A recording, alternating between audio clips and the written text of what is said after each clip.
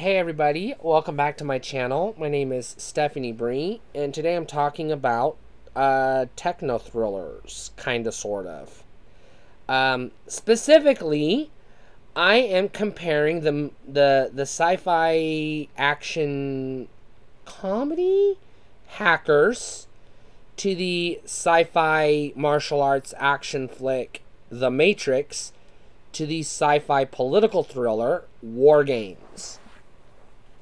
And yes, they're all three sci-fi. They're all three technological, computer-based. And they have other mixed genres. So, a little background. Hackers is a movie about, as the name implies, hackers. And what they're hacking is the television network, and they're just fucking with the programming. They're basically hacking into their local, I don't know, ABC station so they can play reruns of Baywatch on demand instead of watching Jerry Springer. That's basically what they're doing. Now, at the same time, there's a subplot about this evil corporation doing evil corporation things, and they're uncovering it and trying to stop it. Yada, yada, yada. But that's the gist of the movie. Then we have The Matrix. Again, The Matrix is a computer hacker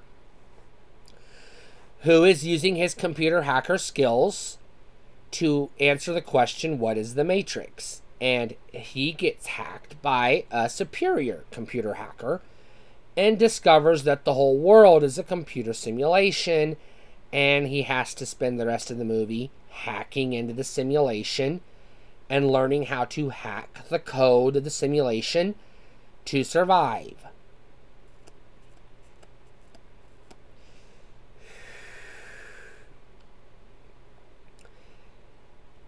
That's the gist of the movie. And then WarGames. Again, it's a hacker. This time the hacker is trying to get into a computer game software developers, we'll say mainframe, I guess, to access in-development software games that haven't been released to the public yet.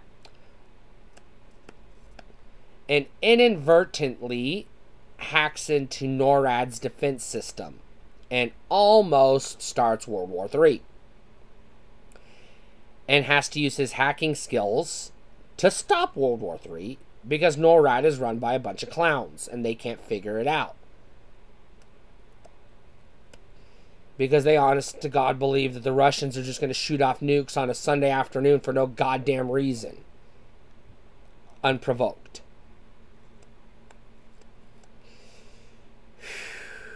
So, the first question I want to ask is, which of the three movies represents hacking or hacking culture in the most realistic way?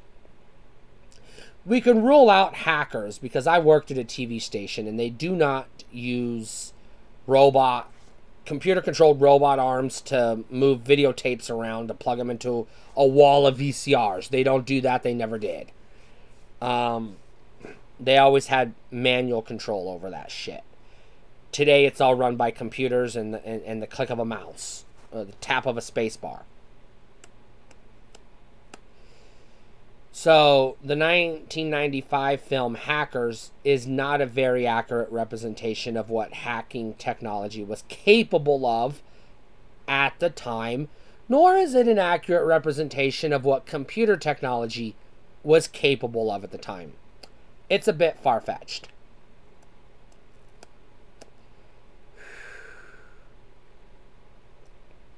Now, the Matrix, the hacking in Matrix is actually quite realistic and accurate. I took a class on hacking in college. Yes, literally hacking. White hat hacking. In college. And so the Matrix is accurate insofar as in the simulation, as it is simulating the world as it existed in 1999, the computer technology is limited to what was capable of computers in 1999, and what we see Neo and Morpheus and Trinity, etc., doing with their computers is stuff I could have done with my computer in 1999. So between the two, Hackers versus The Matrix is more realistic in terms of the hacking alone. What about WarGames? WarGames predates the World Wide Web, so this is even older than Hackers and The Matrix. WarGames came out in '83.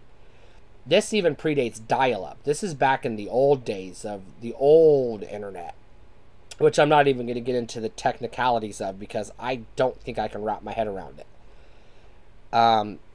I can say definitively it did use TCP/IP, but that's because they've been using that since 1969, and that's never going to change because why would it at this point in time?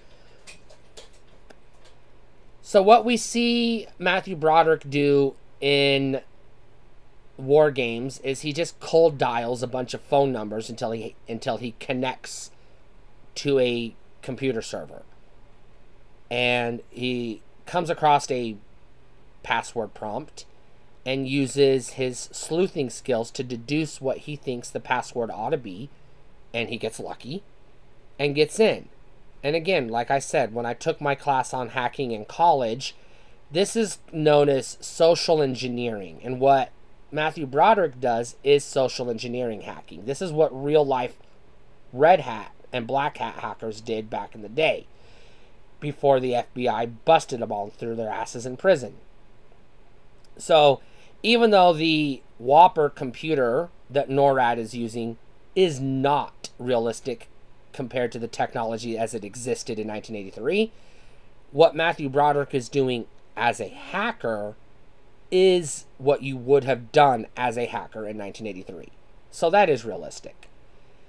So just on the merits of what you can do as a hacker alone, the only one that's not realistic is the one called Hackers. Huh. Now, as far as the technology as it exists in the films, none of them are believable. We didn't have supercomputers in 1999 that could simulate the whole fucking world that you could plug into and believe it was real. We don't have that technology today. In 1995, we did not have fucking robots running our fucking TV stations. We do not have that today.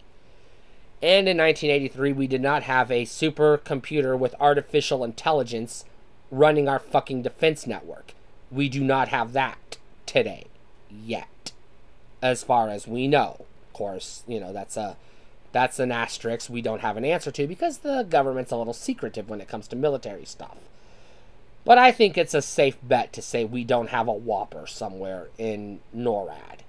At least we didn't in 1983, even if we have one today, which I doubt we do. So in terms of believable technology, none of these movies are believable technology.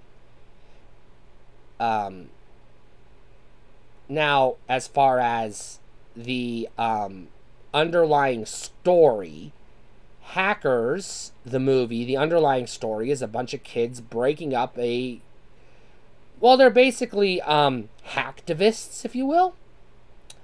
Breaking up an evil corporation. Stopping them from doing evil corporation things. If you have paid any attention to the hacktivist group Anonymous, there are hackers out there, red hat and black hat hackers out there, who are doing this very thing today. I'm not going to name names because that's why they're called Anonymous. As far as The Matrix goes, the plot is basically we invented AI, and AI decided humans weren't worth a shit, so they turned us into fucking batteries. Now, whole essays and videos and documentaries have been done on how unrealistic the technology is for a human body to power a computer, let alone a fucking robot with mechanical moving parts. But the Matrix is more philosophical than tangible. So we can allow it because we can assume that the machine empire as it exists is probably just another fucking simulation. Think of the 13th floor as an example, a simulation within a simulation. There is no definitive proof that the Matrix itself is the Matrix. The outside world, Zion, etc., could still be inside the Matrix. It could still very well be a simulation. And the evidence of that is pretty heavy. There's whole videos and essays done on this. Now, going back to WarGames, the plot is basically he accidentally plays a game of thermonuclear war with the NORAD defense computer, who mistakenly thinks it's a real thermonuclear war and is looking for the launch codes to launch our nukes at our enemies. Kind of sort of like what Skynet does in the Terminator movies.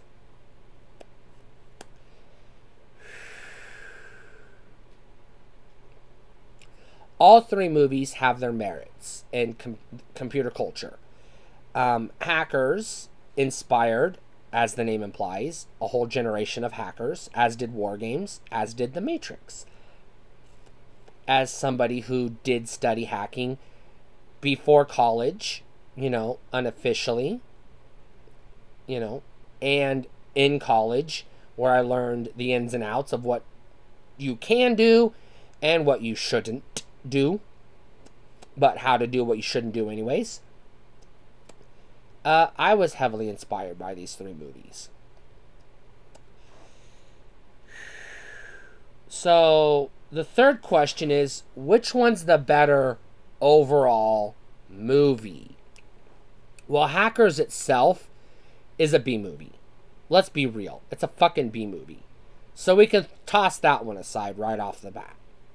So that just leaves it down to WarGames and The Matrix. The Matrix, if you're not familiar with it, is an allegory for the transgender experience. As in a transgender person, I'm very familiar with this allegory. So